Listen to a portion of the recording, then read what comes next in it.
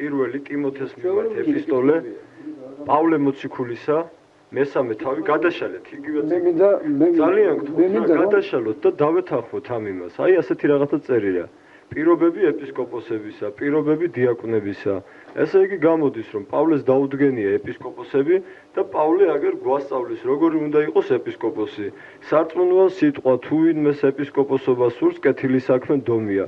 ხოლო ეპისკოპოსი უნდა იყოს უმციკლო ერთი ცოლის ქმარი, ზომიერი, აზრიანი, წესიერი, სტუმართმოყვარე, დამოძღვრავი ხალხსუსამ არა ლოთი არა მოჭხუბარი ამრამე ჩემწყნარებელი უშარო და ვერცხლის უყვარული თავისი სახლის კარგი გამგებელი რომელსაც შვილები მორჩილებაში ყავს ყოველგვარი ღირსებით ვინაიდან თუ ვინმე საკუთარი სახლის გამგება არ იცის როგორ იზრუნოს ღვთის ეკლესიაზე ნურს ახალ მოქცეულები იქნება რათა არ გაკადნერდეს და ეშმაკის სამსჯავროში არ აღმოჩნდეს ასევე კარგი მოწმობა უნდა ქონდეს გარეშეებისაგან რაც სირცხვილსა და ეშმაკის მახეში არ გააბავს.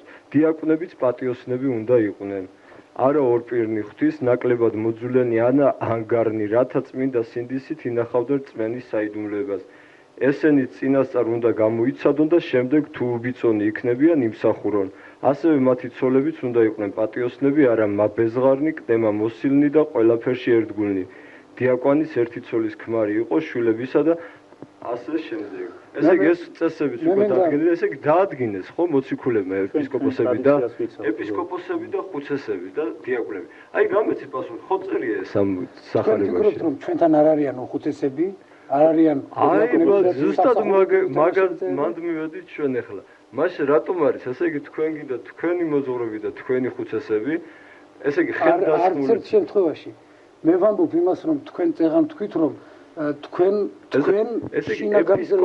ეპისკოპოსები დადგენილები არიან ღვთის მიერ ხო მე არაფერი მაქვს საწინააღმდეგო როდესაც ლაპარაკია რომ ესე იგი უხუცესები ანუ ეპისკოპოსები ამ შემთხვევაში დიახ ესე იგი ამ შემთხვევაში დადგენილი არიან ღვთის მიერ იყვნენ კი ბატონო მე არაფერი მაგრამ ეს თქვენ არ უნდა გაძლევდეთ იმის მიზეზს რომ თითქოს ასეთი ხალხი ჩვენთან არ არიან ამიტომ თქვით ეხლა ავიღოთ ისა ვინ დაადგინეს შემდეგ ვის ხელში წავიდა ეს მადლი ესე იგი მადლი ეპისკოპოსზე გადადიოდა ეპისკოპოსიდან ხუცესებზე და საერთოდ შემდეგ მომდევნო ეპისკოპოსებზე აი ამ მადლის ჭეშმარიტი მატარებელი ვინ არის დღეს ეს არ არის ასე ვთქვათ ჩემი განაწესი თქვენი მე არ ვიტყვი იმას რომ მე არ ვიტყვი წეღან თქვი ერთი რამ რომ ესე მე უფლება არ მაქვს რომ მაგალითად ეხლა ვთქვათ ჩვენთან არიან ხუცესები თქვენთან არიან ესე იგი რა თქმა უნდა იმ წესის მიხედვით რომელიც წესის თქვენთან არის და თუ ეს წესები არ არსებობს და თქვენ ჩვენთან იმ წესის მიხედვით კი არა როგორც ჩვენთან არა ჩვენთან არის იმ წესის მიხედვით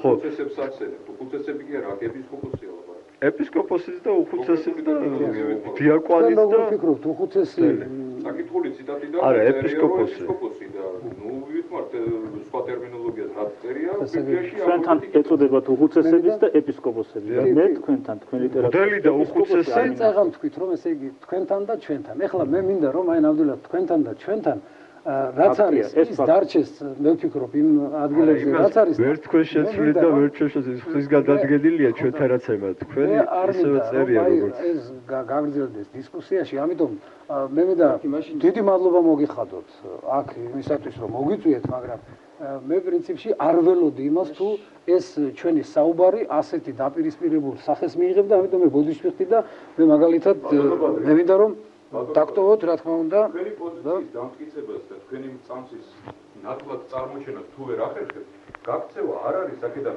ადვილი გამოსავალი და სწორი გამოსავალი ვისაუბროთ საუბარი მივიყვანთ ჭეშმარიტებასთან ნუ არიდეთ თავს ნუ გარბიხართ ჩვენ გვინდა რომ ჩვენი საუბარი წარმართულიყო მშვიდობიანად და ამ კითხვაზე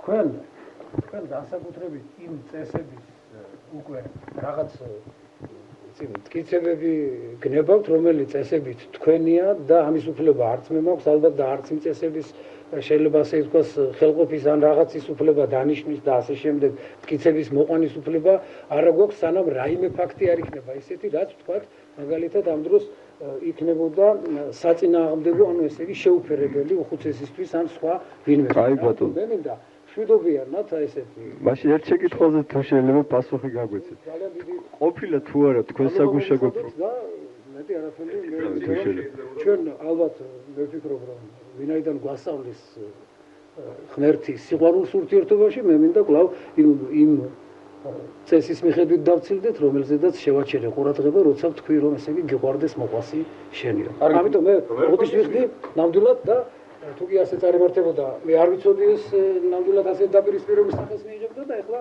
მე ნამდვილად მინდა რომ დაგემშვიდობოთ ყველას. არის დიდი მადლობა ბრძანებისთვის. თქვენ ისა გითხრათ ვინ ხართ თქვენ აი იაჰოვას მოწმეები საზოგადოებაში გაგიტავიათ რა პრობლემა არა, იცი რა. არა, მე არის ჩვენთან აწივი რა პატივი გაქვს. მე ვიცი რომ იკვლებთ და თან ქადაგებთ. რომ მარტო იკვლებთ თქვენთვის და არ ქადაგებთ, ეს სხვა რაღაცა იქნება. განა შეიძლება დღეს მე რაღაცა თქვა და ხვალ შევცვალე. საგუშაგო კოშკში ბევრია, წელს რომ წერია, მომავალზე შეცვლილი. თვითონ რასელი ჯვარს ცემდა თაყვანს. თქვენ იცი აღიარებდა ჯვარს. თქვენ უკვე აღარ აღიარებთ ჯვარს და ძელზე გააკარეთ რა სხვა. განა შეიძლება კვლევაში დღეს და ხვალ რომ სულ რაღაცას ვაღიაროთ სარწმუნოა რა.